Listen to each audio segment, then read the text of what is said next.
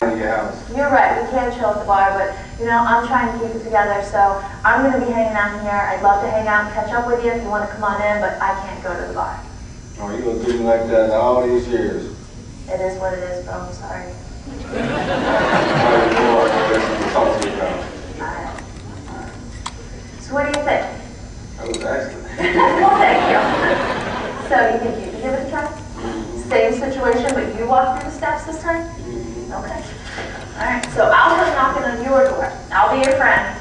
And this time you have to kind of go through your thoughts and figure out what the best thing to do is. You can make the suggestion hanging out inside, and then remember just to do what's best for you. Look at people. Oh, here he go. Oh, what is he doing? I didn't even know I was out. I've been trying to change, man. He's trying to come peer pressure me. I already know what he better do. I can't get in trouble right now. I'm on probation. I got too much at stake right now. And I got a good job going. I gotta tell him no, because that ain't the way to go no more. I gotta do what's best for me anyway. What's up, bro? Hey, where you been? I've been working. Working? Yeah. Why, you haven't called, you haven't seen anything, we haven't even celebrated you being out. I can't do that no more. What do you mean you can't do that? The bar's right around the corner, everybody's there, let's head on up there. That's too much addictive behavior. I can't be around that anymore. So what you want to do? You gonna leave me hanging? Nah, I ain't gonna leave you hanging. We can chill in my house or something. Other than that, I gotta go to work in the morning. Chill at your house? Yeah, that's about it right now. I can watch my nephew anyway. Alright, I'm alright with that. Okay. See you in a minute. Alright. So what do you think? I think that's pretty worked out pretty well. Yeah? Mm-hmm. Would you be able to try it outside of our office here in the session we just had? We'll do something. Yeah. What if, I know we have to meet again next week. I think we're meeting next Thursday again at 1 o'clock. So if we're going to meet again next Thursday, do you think you might have an opportunity to try that from now until then? Oh yeah, because he mess around and go probably come to my house once again. All right. Well, why don't you give that a try? And once he does that, give me a call. Okay. I know we're going to meet Thursday, but give me a call and let me know between then how it went. And then just in case it pops up again before we meet, we can kind of problem solve on the spot. Okay, that's fine. All right. Thanks. Good to see you again. You too.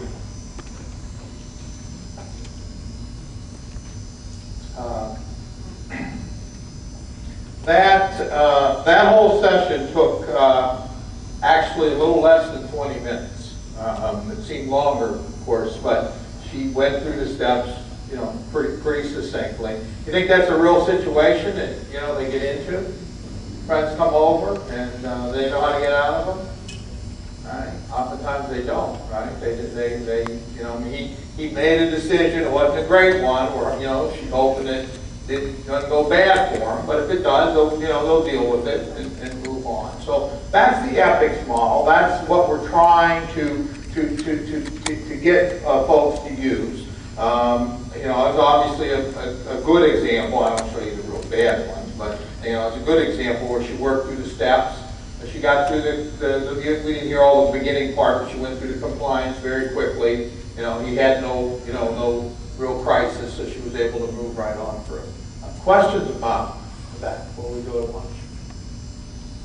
What I liked about it for a person on re-entry or parole is that clearly she knew what he had been taught while he's been confined and really built on that. Which is right. She knew the institution and she knew some things that he had worked on.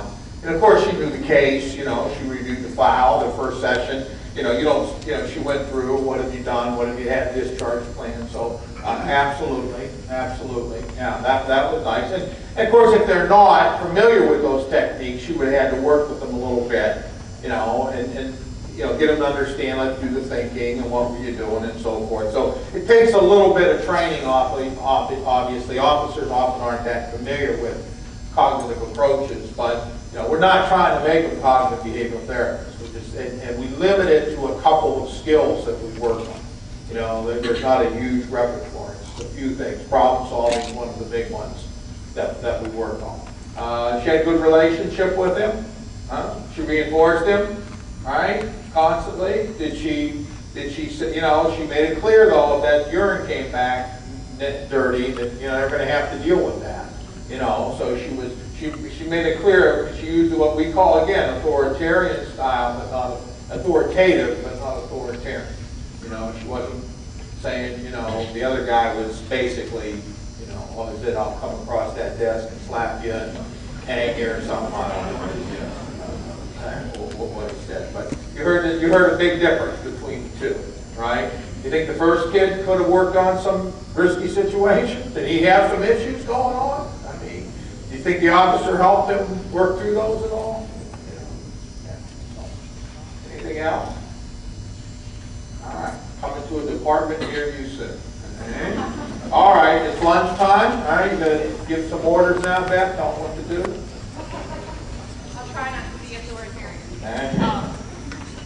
I'll try to just be loud instead of heading back up. Thank you very much, Dr. Latessa, for being with us here in Virginia, both for the information you shared before the break on the what works principles, as well as the preview of ethics, which I know for me, and I saw lots of nodding and comments, I know for me really helped to operationalize the morning to what it is that we do and how we can give more meaning to each session we have with the person helping you and thinking skills. So thank you so much. Dr. Latessa will be with us this afternoon as well.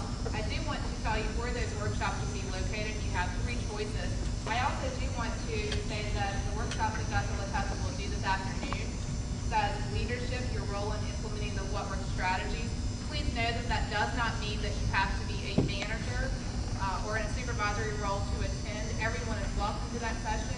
It just means that you want to take a leadership role in bringing this to life at your workplaces. Do please feel free to attend that session, which is in room number 15. Your other 2 choices after lunch are establishing pro-social connections through community service work with Steve Hickson, room 17, and bullying implications beyond the playground with Paul Gregg in room number 11. So those are your 3 choices after lunch. We'll be back at 1 o'clock. And before we turn you loose for lunch, and please do select a lunch option that can get you back here on time. Before we do that, I just need the farmer would like to draw a couple of things for prices. Excuse me, Beth, I also have one more room announcement. The CSU Directors Association will meet in room 16. So if anybody is attending that, it's room 16. Again, it is upstairs. And the hotel has a lunch, I believe it's a Mexican lunch for $10 if you want to pop over to their restaurant. And it's Harvest Grill.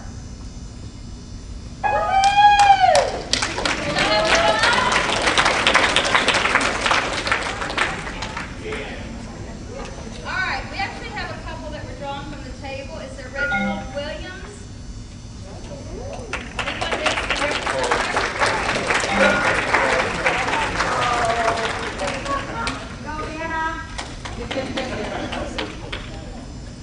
Okay, and then we have, and if I pronounce your name wrong, please forgive me, Hetty Farrar.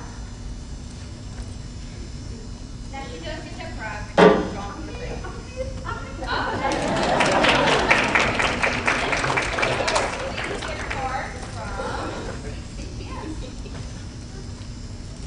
And also while I'm drawing for the next 2, these are in your folder.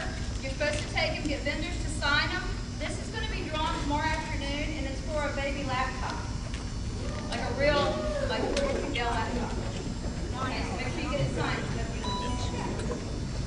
All right. This is for a $50 Visa gift card from Hallmark. Vincent Williams.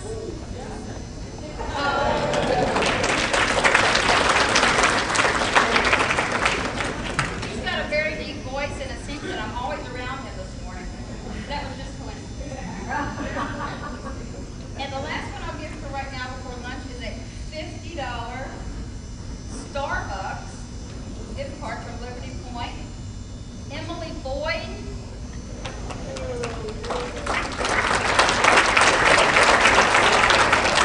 Make sure you get back on time because I might start calling names.